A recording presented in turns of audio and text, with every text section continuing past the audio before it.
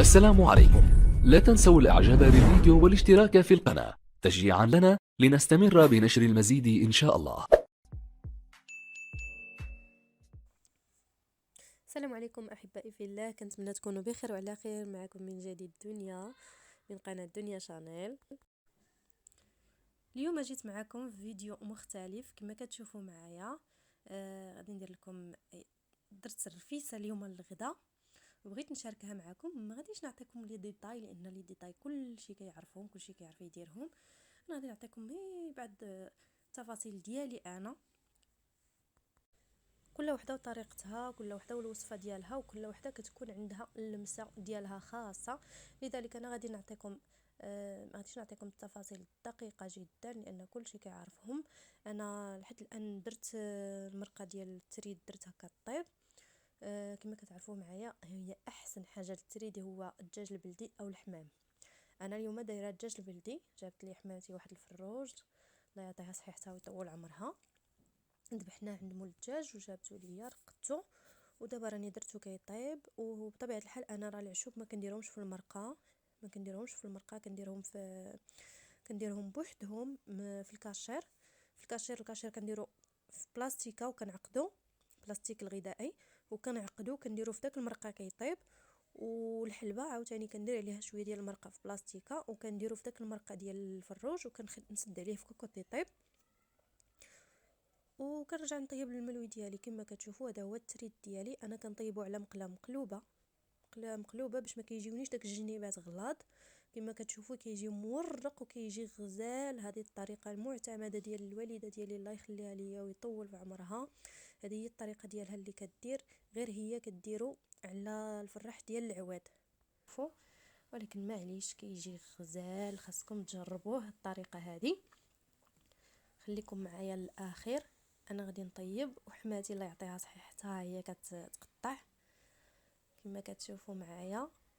وكتقول لنا هنايا هذا تريد تازي، تريد برنوسي، تريد تازي، تريد برنوسي. هذه هي الطريقه ديالنا، كنقطعوه بحال هكا، كنسقيوه بالمرقه وكنديروا فوق منه الكاشير. هي كتخدم وهي كتدوي الله يخلي لها صحتها حتى هي ويطول في عمرها. وانا راه باقا كنطيب. كما كتشوفوا مني كنحس بها تقالت كنحطها لها هي تقردها وانا كنرجع عاوتاني نبدا من جديد. نشوفوا تبارك الله شحال من طبقه فيها. انا حطيتها لها هي غادي تفركها. كما كتشوفوا معايا احنا في المراحل الاخيره ديال التوجاد. انا بقى لي واحد شويه ديال العجينه غادي نكملها وحماتي كتقرد ليا الملوي اللي كنحط. او التريد اللي كنحط. المريقه راه هي طابت صافي، غادي نسالي وغادي نسقي وغادي نجلسوا ناكلوا ان شاء الله. وسمحوا لي الا شهيتكم. سمحوا لي، انا شي مره كنحشم نحط شي حاجه الماكله لان كنقول تقدر تتلاقى مع شي وحده كتوحم، تقدر تتلاقى مع شي واحد مريض، شي واحد ما عندوش الله يحسن العوان. لا اله الا الله يهدينا حتى يدينا. المهم سمحوا لي الاخوان الاخوات الا تشهيتوا. سمحوا لي بزاف بزاف بزاف. المهم هنايا انا غادي نسكي القصيعه ديالي. ها هي حماتي كملات بالتقطاع وانا غادي نسكي ونستف داك الكاشير من الفوق وغادي نجلسوا ناكلو. ومن بعد غادي نتبعوها بواحد